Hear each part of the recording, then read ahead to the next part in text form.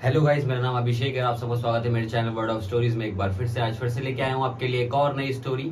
आज की जो स्टोरी होने वाली है वो होने वाली है राकेश शर्मा के बारे में, जिनके घर पे किसी ने जादू टोना किया और उसके कॉन्सिक्वेंसेस उनके लिए बहुत बुरे हुए। उनके पापा की मेंटल स्टेट तक खराब हो गई थी उन इंसिडेंट्स की वजह से। तो उन्हीं के बारे में आज हम बात करने वाले हैं, तो वीडियो में बने रहना। वीडियो को लाइक करना, चैनल को सब्सक्राइब करना, बेल आइकन जरूर दबाना, अपने भाई को इंस्टाग्राम पे फॉलो कर लेना। तो बिना टाइम वेस्ट करे चलिए वीडियो को स्टार्ट कर। तो ये कहानी है राकेश शर्मा की, जो कि एक काफी सुलझे हुए आदमी थे और वो भूत प्रेत काला जादू वगैरह में नहीं मानते थे। उन्होंने काफी पैसे वगैरह जोड़ जाड़ के अपना एक घर खरीदा था। वो घर खरीदने के बाद उनका घर जो है बनने के लिए स्टार्ट हो रहा था। तो उनकी मम्मी वहां पर बैठी रहती थी घर बनता हुआ देखने के लिए।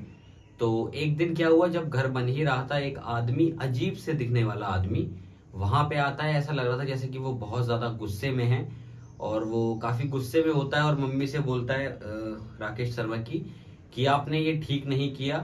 ये फ्लैट मैं लेने वाला था और आपने मेरे खरीदने से पहले ही ये खरीद लिया। तो राकेश की मम्मी कहती हैं, अगर आप ये फ्लैट खरीदना चाहते थे तो जब हमने खरीदा था तो आप उससे पहले खरीद सकते थे, बट आपने ये खरीदा क्यों नहीं। तो वो ये कहते हैं कि मैं इसे अपने बेटे के लिए खरीदना चाहता था, लेकिन मेरे खरीदने से पहले तुम लोगों ने इसे खरीद लिया।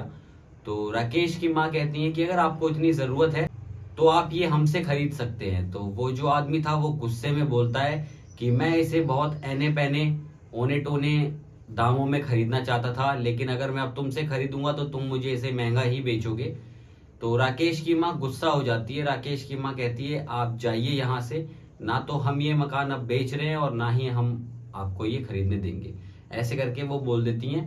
तो आदमी वो बोलता है कि आपने ये बहुत बड़ी गलती की, ये मकान खरीद के, इसका हर्जाना आपको भुगतना पड़ेगा। उसकी मम्मी ने वो बात लाइटली ली। धीरे धीरे करते करते कुछ समय बाद वो मकान बन गया। और आपको बताना चाह रहा हूँ, ये जो मैं बात बता रहा हूँ ये 1990 से लेके 1994 के बीच की बात है। तो उस टाइम पर 1993 का साल चल रहा था जब मकान उनका बनके तैयार हो गया। तो वो लोग रहने लगे वहां पे। रहते रहते एक दिन क्या हुआ, अचानक से वो जब रात को एक दिन बाहर टहलने के लिए निकल रहा था राकेश, तो उसने देखा कि उसके घर के बाहर कुछ जंगली पौधे और खून के छींटे पड़े हुए थे। जैसा कि मैंने आपको बताया कि वो भूत प्रेत आत्मा वगैरह में नहीं मानता था, तो उसने उस बात को इग्नोर कर दिया और वो अंदर जाके आराम से सो गया। तो एक दिन की बात होती है, रात को 2 बजे के आसपास वो लोग सो रहे होते हैं। ऐसा लगता है जैसे कि उनकी छत पे कोई पत्थर बरसा रहा है बहुत तेज, और बहुत जोर जोर से आवाज आ रही थी वो पत्थर बरसाने की। तो वो लोगों की आंख खुली और वो जो जल्दी से भाग के छत पे गए, उन्होंने जाके चेक किया। तो छत पे उन्होंने आगे पीछे सब जगह देखा, कोई भी नहीं दिखा, बट हाँ छत पे पत्थर तो पड़े हुए थे। तो उन्हें समझ में आ गया, उन्हें ये लग रहा था कि ये काम उनके पड़ोसी का है। तो उन्होंने नेक्स्ट दिन जब सुबह हुई, पुलिस कंप्लेंट करवा दी अपने पड़ोसी के नाम पे। लेकिन कोई एविडेंस, कोई गवाह ना होने के कारण वो पड़ोसी जो है वो जेल से छूट गया और वो ऐसा लग रहा था जैसे कि और ज्यादा उनसे चिढ़ गया है। अब ये इंसिडेंट होने के बाद क्या होता है, एक दिन अचानक से, एक रात बीतती है, अचानक से रमेश के पापा का क्या होता है, उनके पापा के पेट में दर्द होने लगता है बहुत तेज।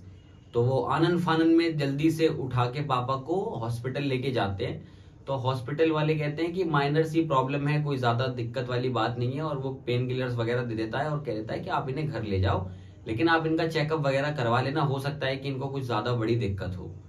तो नेक्स्ट दिन वो घर पहुंचते ही हैं, उसके पापा के फिर से दर्द होने लगता है। तो वो अपने पापा को लेके एक बड़े अस्पताल में जाता है, वहां उनका चेकअप वगैरह सब कुछ होता है। तो पता चलता है कि उनके जो है पथरी है। तो पथरी के लिए डॉक्टर ये बोलता है कि ये ऐसे निकलेगी नहीं, ये फंसी हुई है पथरी, इसके लिए ऑपरेशन ही करना पड़ेगा। तो रमेश ऑपरेशन करवाने के लिए तैयार हो जाता है, और जब उनके पापा का ऑपरेशन हो जाता है उसके बाद भी उनके पापा के शरीर में दर्द रहता ही है, वो परेशान रहते हैं। कभी कभी अचानक से रात को डरते हुए उठ जाते हैं और चिल्लाने लगते हैं। ऐसे लगता है उन्हें जैसे कि उन्हें कोई मारना चाहता है, कोई उनका गला दबा रहा है। लेकिन जब रमेश उनसे कुछ पूछता था या उनकी फैमिली वाले कुछ पूछते थे तो वो ये बोलते थे कि वो देखो, वो सामने वो खड़ा हुआ तो है। लेकिन रमेश जब देखता था तो उन्हें कोई भी नहीं दिखाई देता था। ऐसा तो पहले सिर्फ उनके पापा के साथ ही हो रहा था, बट सबको कुछ ना कुछ थोड़ा बहुत महसूस हो ही रहा था। एक दिन अचानक से उनकी मम्मी को ऐसा लगता है जैसे बाहर कोई रात में रो रहा है, उनकी मम्मी दरवाजा खोल के बाहर देखने जाती हैं तो पता चलता है कि सामने कोई कोने में बैठा हुआ रो रहा है। उनकी माँ जब उस आदमी के पास पहुंचती है तो वहां पे जो आदमी था वो अचानक से एकदम गायब हो जाता है और उन्हें वहां पे कुछ भी दिखना बंद हो जाता है। बट वो आवाजें लगातार उन्हें आ रही थी और वहां पे भी जंगली फूल और खून के धब्बे वहां पे भी उन्हें दिखाई दिए। तो रमेश की मम्मी डर के बहुत ज्यादा वहां से एकदम भाग के घर में घुस गई और गेट बंद उन्होंने कर लिया। एक दिन अचानक से उन्होंने ये बात अपनी फ्रेंड को बताई, उनकी जो दोस्त थी, कि ऐसे ऐसे बात है यार। तो उन्होंने कहा कि चलो मैं तुम्हें एक तांत्रिक जी के पास लेके चलती हूँ। तो वो तांत्रिक के पास जाते हैं। तांत्रिक जी अपनी विद्या वगैरह से उनके पापा की बुद्धि के ऊपर या शक्ति से थोड़ा कंट्रोल कर लेते हैं उनके पापा के ऊपर। तो उनके पापा ही बताते हैं कि उस घर पे जो है किसी ने काला जादू किया हुआ है और वो बहुत सारी आत्माओं से घर उनका घिरा हुआ है। और तांत्रिक जी ये भी बताते हैं कि ये सब जो किया गया है ये किया गया है किसी आदमी के द्वारा, जो आदमी ये मकान लेना चाहता था बट किसी कारण वो नहीं ले पाया। तो उसने इन तंत्र विद्या और काला जादू का सहारा लिया ताकि वो ये मकान अपना कर सके। तो रमेश समझ चुका था कि ये किस आदमी की बात हो रही थी। जो उनकी मम्मी को उस दिन वो आदमी मिला था उसी के बारे में बात हो रही थी। और रमेश ने ये डिसाइड किया कि अगर कुछ हो सके तो बाबा जी या तांत्रिक जी प्लीज इसको सही कर दीजिए। बट तांत्रिक जी ने काफी कोशिश की। तांत्रिक जी ने कहा कि ये बहुत पक्का जादू है, इसमें कुछ मैं नहीं कर पाऊंगा ज्यादा। तो रमेश डिसाइड करता है कि वो उस घर को छोड़ देगा क्योंकि उनकी जान से ज्यादा उस मकान की कीमत नहीं थी। तो वो फाइनली उस मकान को ऐसे ही छोड़ के, क्योंकि उसे कोई खरीदने वाला भी नहीं था, उसे ऐसे ही छोड़ के ताला लगा के उस घर से दूसरी तीसरी कॉलोनी में एक नया मकान खरीद लेता है और फिर वो वहां रहने लगता है।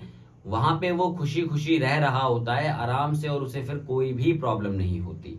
रमेश इस बात को बताते हुए बहुत अफसोस करता है क्योंकि ये जो उसके पापा के साथ इंसिडेंट हुआ उसकी वजह से उसके पापा का दिमागी संतुलन जो है वो बिगड़ चुका था और अब उसके पापा पहले की तरह नॉर्मल नहीं रहे थे। तो ये एक ऐसा बदनुमा दाग जो उनकी जिंदगी में लग चुका है जो कभी अब ठीक नहीं होने वाला। इसी बात को लेकर रमेश बहुत ज्यादा अफसोस करता है।